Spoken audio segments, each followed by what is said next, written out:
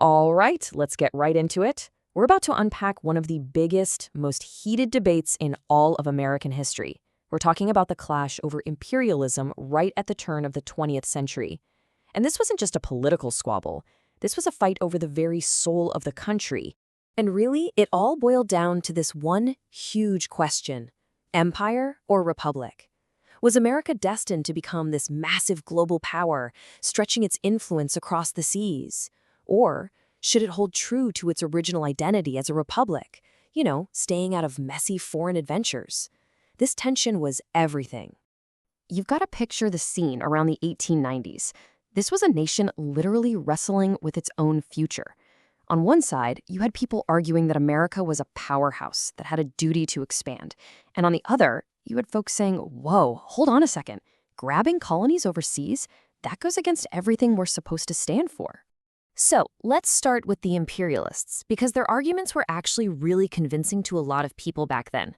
They built this powerful case based on three main things: economics, strategy, and even, believe it or not, a sense of moral obligation.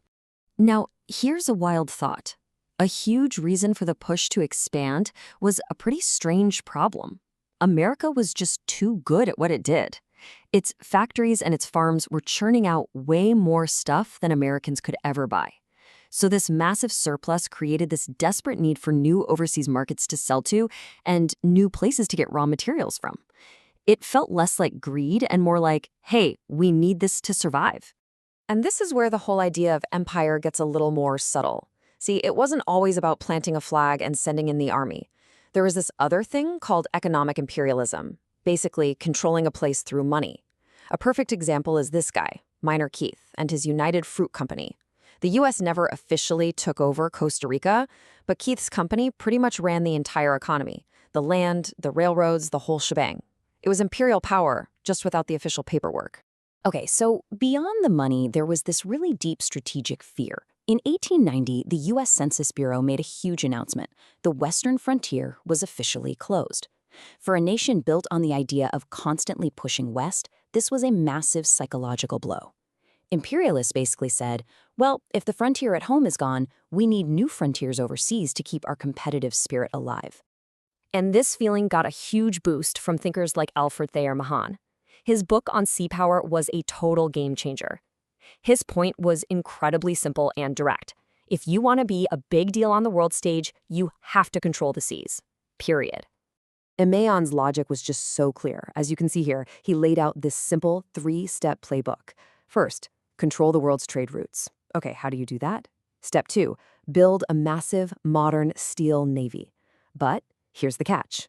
A great navy is totally useless if it can't refuel thousands of miles from home.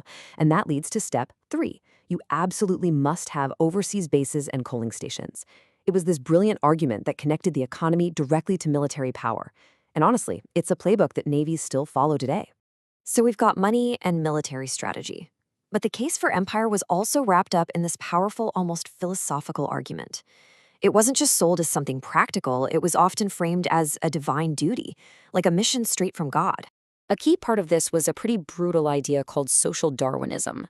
It basically took Charles Darwin's survival of the fittest and applied it to countries.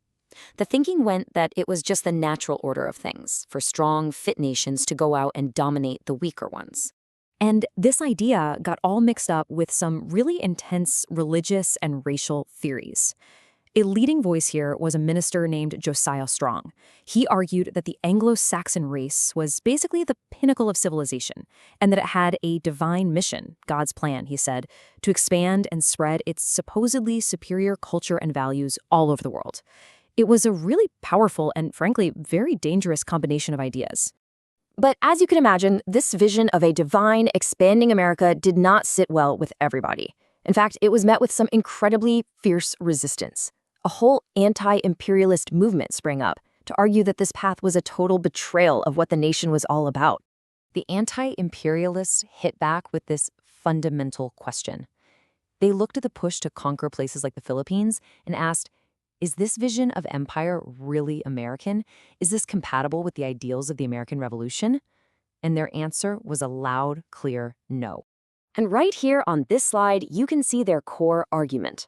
The anti-imperialists just pointed out the glaring hypocrisy. How could a nation that was born out of an anti-colonial revolution, a nation founded on ideas like self-determination and the consent of the governed, how could that nation turn around and become a colonial power itself, ruling other people without their consent? To them, it was an absolute betrayal of everything America stood for. And you had major celebrities of the day, like Mark Twain, using their platform to just relentlessly expose the dark irony of it all. This idea of spreading civilization with, as he put it, bullets and bayonets. What's so fascinating is who actually joined this movement. I mean, it was a coalition of the strangest bedfellows you can imagine. You had industrialists like Andrew Carnegie, who thought empire was both immoral and just plain bad for business. You had civil rights leaders like W.E.B. Du Bois, who saw imperialism abroad as just another form of the racial oppression happening at home. And, so importantly, you had the voices of people directly affected, like Queen Liliuokalani of Hawaii, fighting for her nation's independence. Now, we have to be honest and acknowledge an uncomfortable truth here. Not every anti-imperialist was motivated by noble ideals. Some of them opposed annexing territories with large non-white populations because they were afraid it would dilute America's racial purity. So you had this weird situation with an expansionist racism on one side and a kind of isolationist racism on the other. This whole debate also kicked off a huge legal fight that all centered on one critical question. Does the Constitution follow the flag? In other words, if America takes over a new place, do the people living there automatically get all the rights of the U.S. Constitution? The anti-imperialists said, of course they do, which really put the imperialists in a tough spot. So when you connect all these threads, the economics, the strategy, the moral arguments, the legal fights, it becomes crystal clear. This was so much more than a debate about foreign policy. This was a battle for America's soul. And this slide really just sums it all up perfectly. On one side, you had the imperialist vision, driven by economic needs and this anxiety about being left behind on the world stage. Their goal? Become a global empire. On the other side, you had the anti-imperialist vision, rooted in America's founding ideals. Their goal? Forget the empire. Let's perfect our democracy right here at home first. And that brings us to a final thought to chew on. Remember Minor Keith and his United Fruit Company? That whole idea of economic power shaping another country's destiny without an official takeover? Well, think about today.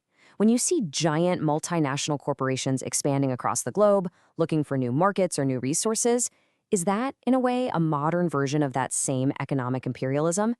Do these kinds of debates from over a century ago still echo today? Just something to think about.